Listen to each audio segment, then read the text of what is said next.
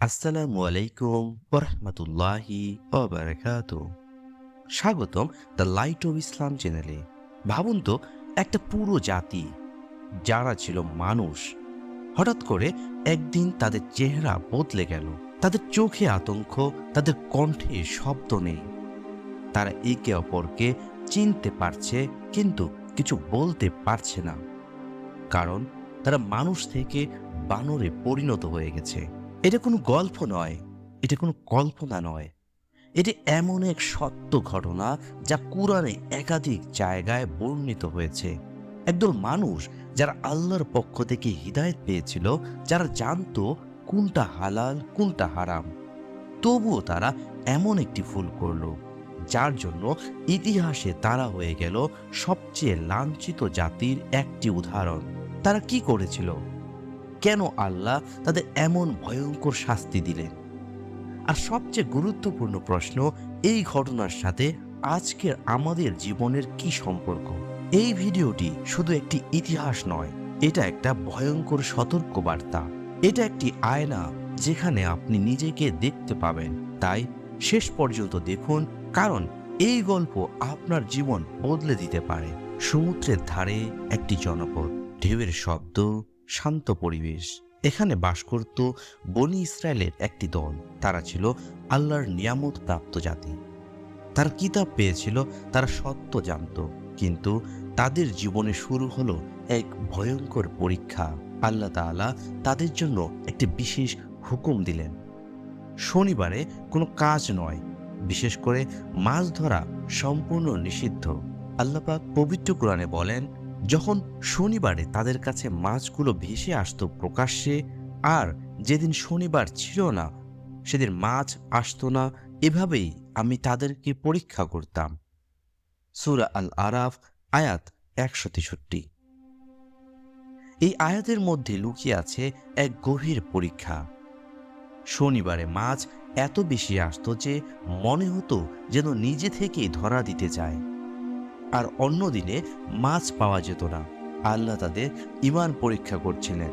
তারা কি আমার আদেশ মানবে, নাকি দুনিয়ার লোভে হার মানবে? প্রথমে তারা ধৈর্য ধরল, কিন্তু সময়ের সাথে সাথে তাদের অন্তরে লোভ জন্ম নিল। এত মাছ সামনে, কিন্তু ধরতে পারছি না, আমরা কি কোনো উপায় বের করতে পারি? তারা সরাসরি আল্লাহর আদেশ ভাঙেনি, তারা কৌশল ব্যবহার করলো। শুক্রবার জাল পেতে রাখত, শনিবার মাছ এসে জালে আটকা পড়ত, রবিবার গিয়ে মাছ তুলে নিত।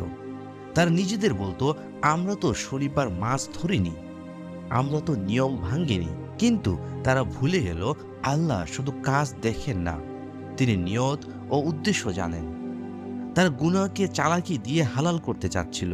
এ সম্পর্কে রাসূলুল্লাহ সাল্লাল্লাহু আলাইহি ওয়াসাল্লাম বলেছেন, তোমরা সেই লোকদের মতো হইও না যারা আল্লাহর নিষেধাজ্ঞাকে কৌশলে হালাল করে নেয়। এই ঘটনার সময় সমাজ তিন ভাগে বিভক্ত হয়ে গেল। এক, গুনাহকারী দল; দুই, নেককার দল; তিন, নীরব দল। গুনাহকারী দল, তারা দুনিয়ার লাভের জন্য আল্লাহকে অমান্য করল।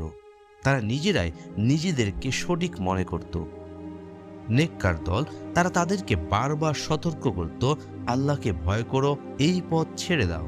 আল্লাহ পাক পবিত্র কোরআনে বলেন, তারা বলল তোমাদের রবের কাছে দায়িত্বমুক্ত হওয়ার জন্য, এবং যেন তারা ভয় করে। সূরা আল আরাফ আয়াত ১৬৪। তারা জানতো সবাই হয়তো শুনবে না, তবুও তারা দাওয়াত দিত, কারণ সত্য বলা তাদের দায়িত্ব। তিন, নীরব দল, তারা কিছু বলতো না, তারা গুনাহ করত না, আবার বাধাও দিত না। শুধু নিজে ভালো থাকলেই হবে না, অন্যায়ের বিরুদ্ধে কথা বলা ঈমানের অংশ।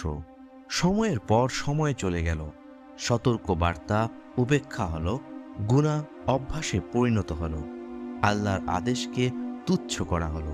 আল্লাহ পবিত্র কোরআনে বলেন, যখন তার উপদেশ ভুলে গেল, তখন আমি তাদেরকে রক্ষা করলাম যারা নিষেধ করেছিল, আর জালিমদেরকে কঠিন শাস্তিতে পাকড়াও করলাম। সূরা আল আরাফ আয়াত ১৬৫। আল্লাহ প্রথমে নেককারদের বাঁচালেন, তারপর শাস্তি নেমে এলো অপরাধীদের উপর। অবশেষে সেই ভয়ঙ্কর আদেশ এলো, তোমরা অপমানিত বানর হয়ে যাও। সূরা আল আরাফ আয়াত 166। আল্লাহ পাক সূরা আল বাকারায় 65 নম্বর আয়াতে বলেন, তোমরা লাঞ্ছিত বানর হয়ে যাও। এই মুহূর্তে তাদের শরীর কেঁপে উঠল, তাদের চেহারা বিকৃত হয়ে গেল, তারা মানুষ থেকে বানরে পরিণত হয়ে গেল। কিন্তু সবচেয়ে ভয়ঙ্কর বিষয়, তারা একে অপরকে চিনত, তারা কাঁদত, তারা বুঝত, কিন্তু কিছু বলতে পারত না। তাফসিরে রয়েছে তারা কয়েকদিন জীবিত ছিল, তারপর ধ্বংস হয়ে যায়, তাদের কোনো বংশধর অবশিষ্ট থাকেনি। রাসূল সাল্লাল্লাহু আলাইহি সাল্লাম বলেছেন, আল্লাহ যাদেরকে বিকৃত রূপে পরিবর্তন করেছিলেন তাদের কোনো বংশধর অবশিষ্ট থাকেনি। সহিহ মুসলিম হাদিস নাম্বার 2663। এই ঘটনা শুধু ইতিহাস নয়, এটা আজকের বাস্তবতা। আজ আমরা সুদকে ইনভেস্টমেন্ট বলি, মিথ্যাকে স্মার্টনেস বলি, হারামকে ট্রেন্ড বানাই। আমরা কি সেই একই ভুল করছি না? আমরা কি গুনাহকে নতুন নামে হালাল করছি না? আল্লাহকে ফাঁকি দেওয়া যায় না, গুনাহকে সুন্দর নাম দিলেই তা হালাল হয় না। আজকের এই ঘটনা শুধু অতীতের একটি কাহিনী নয়, এটা আল্লাহর পক্ষ থেকে একটি স্পষ্ট সতর্ক বার্তা। যে জাতি আল্লাহর হুকুম জানত, যারা সত্য চিনত, তারাই যখন সীমা অতিক্রম করল, তখন আল্লাহ তাদেরকে এমন শাস্তি দিলেন যা কিয়ামত পর্যন্ত মানুষের জন্য শিক্ষা হয়ে থাকবে। আমরা কি আল্লাহর হুকুমকে গুরুত্ব দিচ্ছি, নাকি আমরা গুনাহকে হালকা মনে করছি? অতএব তারা যখন উপদেশ ভুলে গেল, আমি তাদেরকে কঠিন শাস্তিতে পাকড়াও করলাম। মনে রাখবেন, আল্লাহ সময় দেন, সুযোগ দেন, বারবার সুযোগ দেন, কিন্তু যখন মানুষ সীমা ছাড়িয়ে যায়, তখন শাস্তি হঠাৎ করেই নেমে আসে। হয়তো এই ভিডিওটাই আপনার জন্য শেষ সতর্কবার্তা, আপনার জীবনের মোড় ঘোরানোর সুযোগ। যদি আপনি চান কুরআনের সত্য জানতে, সহিহ হাদিসের আলোতে জীবন করতে, গুনাহ থেকে বাঁচতে, তাহলে এখনই সাবস্ক্রাইব করুন দ্য লাইট অফ ইসলাম।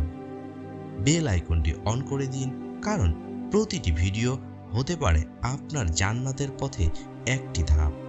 ভিডিওটি শেয়ার করুন, কারণ আপনার একটি শেয়ার কিয়ামতের দিন আপনার নাজাতের কারণ হতে পারে। আল্লাহ আমাদের সবাইকে হেদায়েত দিন, আমাদের গুনাহ মাফ করুন এবং সঠিক পথে চলার তৌফিক দান করুন। আমিন।